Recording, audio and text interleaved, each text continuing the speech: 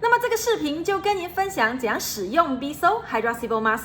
方法非常简单，就是彻底清洁完皮肤之后呢，您可以使用一整支的 Hydra Sebum Mask 涂抹在全脸，包括颈项，然后保留整晚。第二天早上起来呢，清洁皮肤之后，继续其他的保养步骤就可以了。那么，如果你想要加强治疗痤疮啊、痘痘啊、毛孔阻塞啊、油脂分泌旺盛的问题呢，那么您可以在 Hydra Sebum Mask 之前呢，先涂抹几滴的 Acne Pop。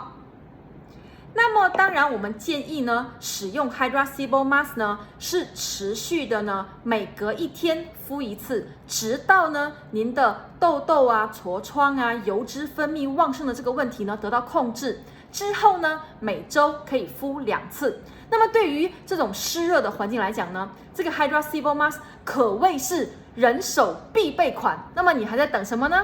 快点行动起来吧！